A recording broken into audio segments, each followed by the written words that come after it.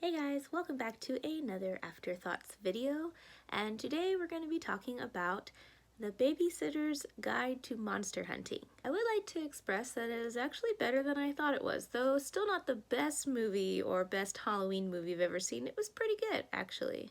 The best way I can describe it is that it's a good balance between like your classic cheesy children's Halloween movie and it's a little bit creepy. It's got a good balance of those. Plus it has Tom Felton as our main bad guy, so come on. So I really liked the intro to our main character, Kelly, because it very quickly showed us why she is the way she is and what she went through, even if we didn't get the whole picture in the beginning. Yeah, it's like that classic outcast girl, but mostly because she told people that she got attacked by a monster when she was like 5, and now she's in high school and these people are still making fun of her for it. That's kind of lame, but you know, that's just me.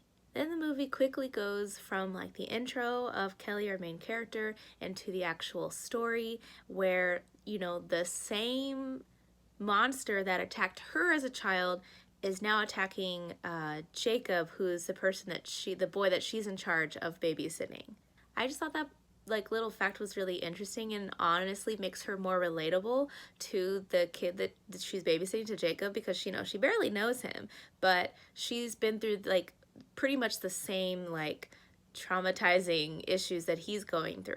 I also really enjoyed the intro of the other characters that are part of this like order of monster hunting babysitters, especially our motorcycle girl, Liz, when she just shows up on her little, well, it's probably not a motorcycle, it's probably, oh, what are they called? Like a Vespa or something like that. She just shows up with that little bundle of joy, the little baby in her bag. I don't know why, but I thought that was funny. I do kind of wish, though, that we had gotten a little bit more about the other members of this secret society, because it was very briefly like, these are all these people, and like you kind of see what each of their talents are.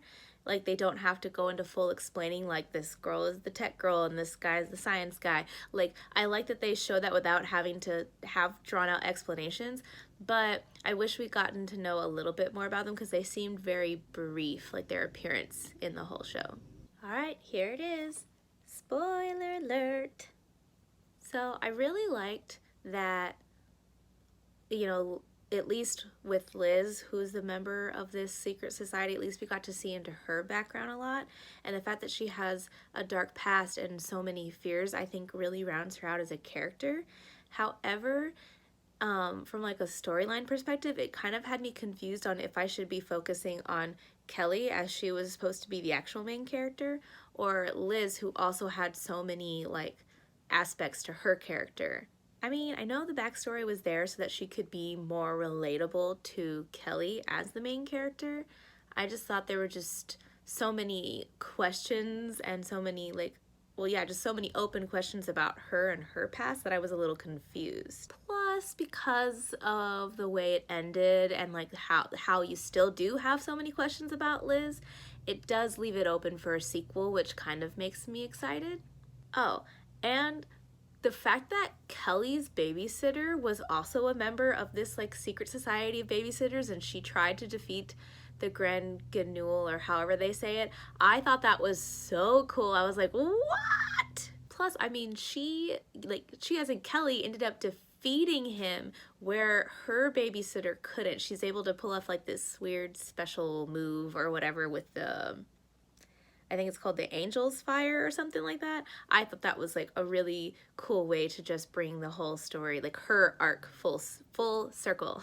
But then I have to wonder about this boy. I had to look it up because I don't remember his name. His character's name is Victor. Yes. So I was very confused by his role in this movie.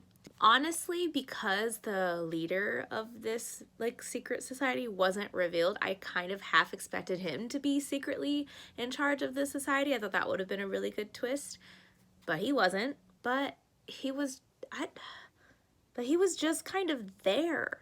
Like, I get that there was, you know, the love interest and that kind of fed into like her fears of like the kids at school and whatever. And I mean, they just made such a big deal about her crush on him, but then it didn't really go anywhere. I mean, even at the party, I just don't know.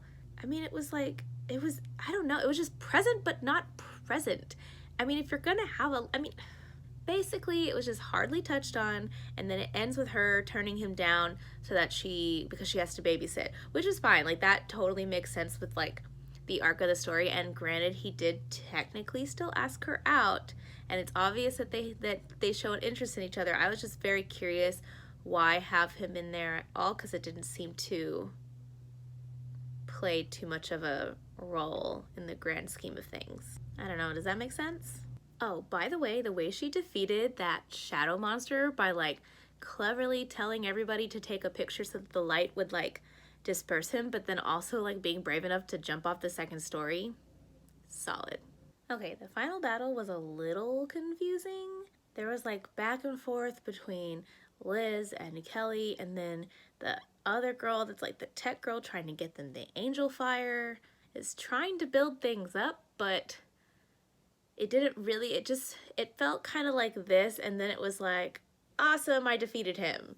But again, like the fact that she was able to pull off the move that her babysitter couldn't, and that it's supposed to be some grand like move that's really, really hard to pull off. Like the fact that she was able to do that and also defeat the monster that had like caused her so much pain throughout her entire life, I just thought was like really cool. Total side note, the Ice Queen lady, when she just like felt in her heart that her child was in trouble, I was just like, mother's intuition is never wrong.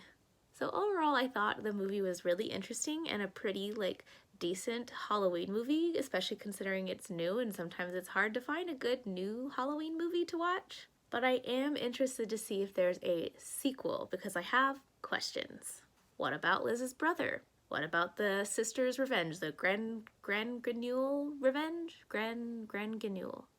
Who's in charge of this chapter of the secret society of monster hunting babysitters? Does she become a member? I still want to know more about the other members. Whatever happened to the cat lady, because they didn't actually defeat her. I also want to know more about her really crazy cool like light inventions. And also this boy, this love interest. Like, I have lots of questions, and I hope that if they make a sequel, all of them will be answered. If not, that's okay. It's a movie. I can leave it up to my imagination. Anyways, thanks for watching this video of my afterthoughts on the Babysitter's Guide to Monster Hunting. I hope you guys enjoyed. If you guys have seen this movie, let me know in the comments below. Until next time, bye!